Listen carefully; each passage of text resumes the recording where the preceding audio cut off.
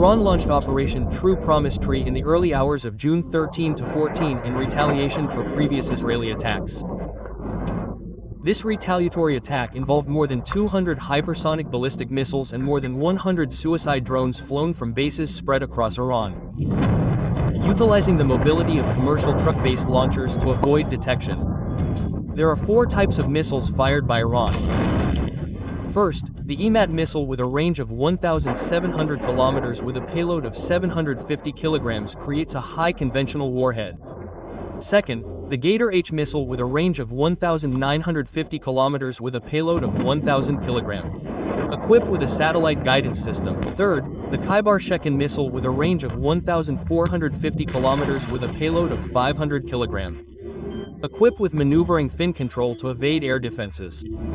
And fourth, the Fatah hypersonic missile with a range of 1,400 kilometers which is capable of non-ballistic flight in the atmosphere at extreme hypersonic speeds, making it difficult for Israel's Arrow 3 to intercept. The Iranian attack operation began with the launch of more than 120 Marder 136 drones from the Khuzestan, Bushehr, and Kurdistan bases. They were flown at a low altitude of between 50 and 100 meters with a speed deliberately maintained at 180 kilometers per hour to provoke a response from the Israeli air defense system. These drones formed 3 attack corridors. The northern corridor led to Haifa, the middle corridor led to Tel Aviv, and the southern corridor led to the Negev. It took 7 hours to reach the target, a critical time span that forced the Israeli Iron system to consume 70% of its interceptor missiles. The first wave of Iranian attacks occurred on June 14 at 1:30. As the drones approached Israeli airspace, more than 50 ballistic missiles were launched from the Revolutionary Guard headquarters in Tabriz and Qom.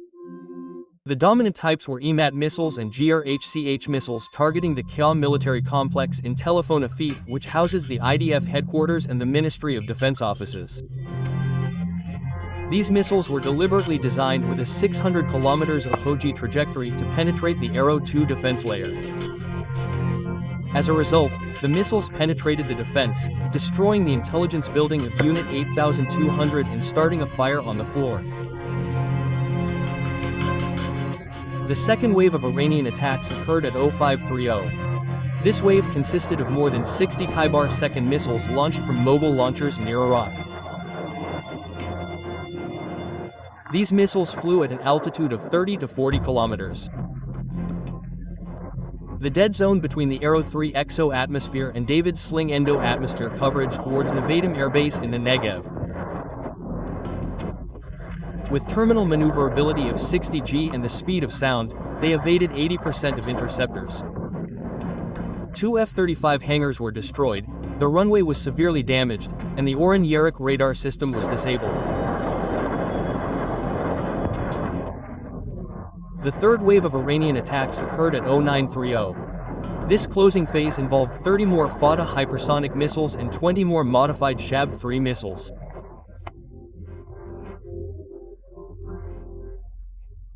Launched from Azerbaijan, Iran, the Fatah missile flew on a non-ballistic path at a very fast hypersonic speed at an altitude of 80 kilometers, then dived vertically to the Mossad intelligence site in Ramat Gan. Its hypersonic glide vehicle feature M-bypass system Arrow 3, which relies on parabolic trajectory prediction. The explosion rocked the Lavender underground complex, damaging the Cyber Data Center Unit 5400. The 3 waves of attacks with a 4-hour interval were deliberately designed to drain logistics, where Israel ran out of 40% of its Arrow 2 interceptors in the first 10 hours. Israeli air defense operators worked under pressure for 14 hours non-stop, so they felt exhausted. And the traces of hypersonic missiles arriving together with drones made it difficult for the AI system to prioritize threats so that they confused the radar.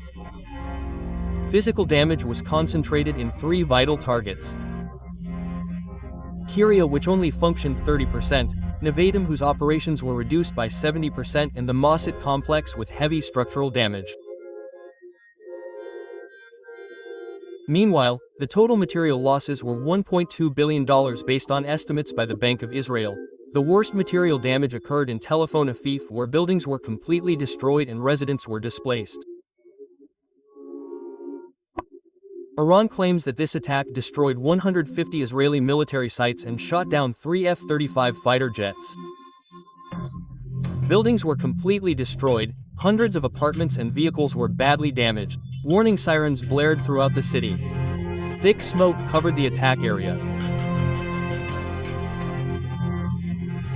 Iran's strategy of combining swarm attacks, drones, and missiles to burden Israel's defense command and control, as well as the use of terminal-guided missiles that maneuver randomly after entering the atmosphere, is a tactic learned from the failure of previous attacks. Since 2024, and June 13 to 14, 2025, will be recorded as the night when the regional threat turned into an open war and Iran successfully launched the largest attack in the history of conflict.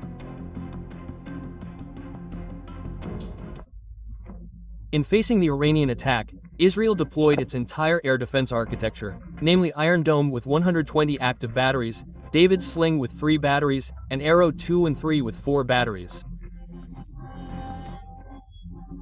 Although the official IDF claim is that 75% of the threats were neutralized, American intelligence reports revealed that only 50% of ballistic missiles and 40% of drones were neutralized.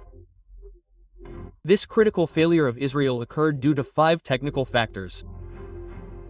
First, the saturation of the command system. The Golden Almond Control Center in the Negev was overwhelmed by processing more than 300 simultaneous threats, exceeding the capacity of the battle management system, which was only designed for 200 targets simultaneously. Second, physical limitations.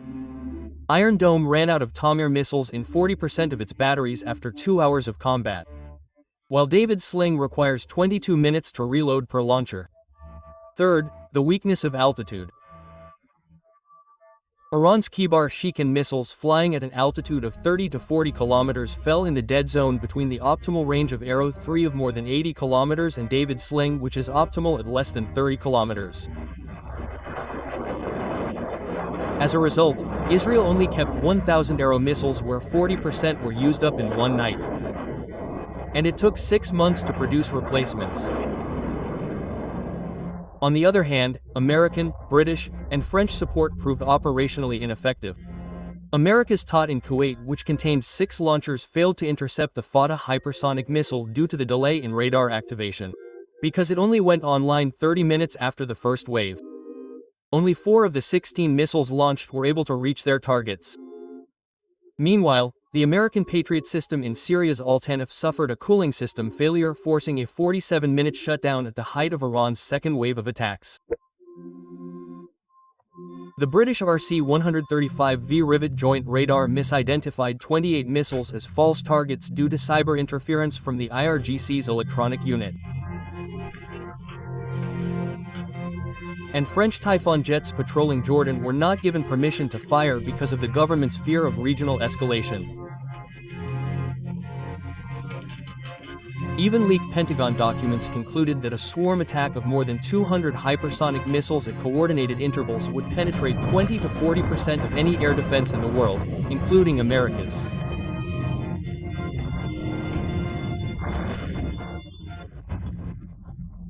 This fact forced Israel to accelerate the Laser Iron Beam and Arrow 4 projects, which were scheduled to be operational in 2027. Although the defense budget had to be increased by 15% in 2026. Within 3 hours of Iran's attack on Israel, the price of crude oil jumped 10.4% to $104.7 per barrel, the highest level since 2022. The increase was triggered by concerns about disruption to supplies through the Strait of Hormuz, where 21% of global oil transits.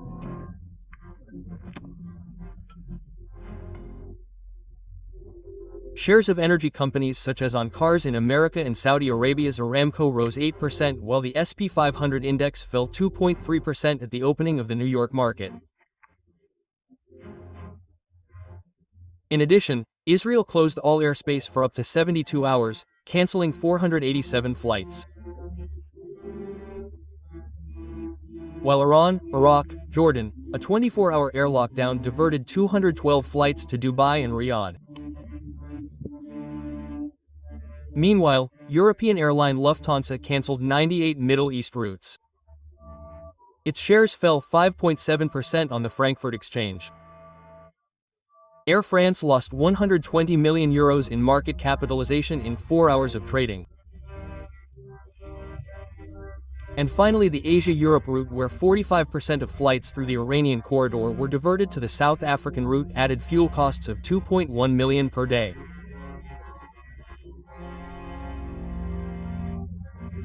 In addition, due to this attack, President Trump also cut short a visit to Florida to lead an emergency meeting in the Situation Room with Defense Secretary Lloyd Austin, CIA Director William Burns, and National Security Advisor Robert O'Brien. Meanwhile, the planned U.S.-Iran nuclear talks in Muscat were cancelled after U.S. Ambassador Brian Hook received a letter from the IRGC stating that there was no room for diplomacy during the Zionist occupation. The Security Council session was also postponed for 24 hours due to the debate between the U.S. and Russia. Secretary General Guterres postponed the Lisbon Ocean Conference to focus on the crisis.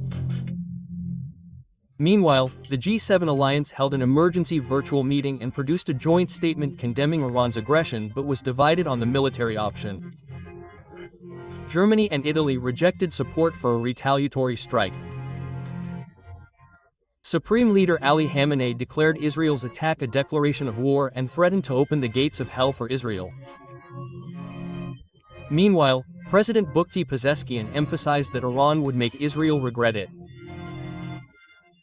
In talks with Putin, Pezeshkian said Iran was not seeking nuclear weapons, but was willing to provide guarantees to international authorities.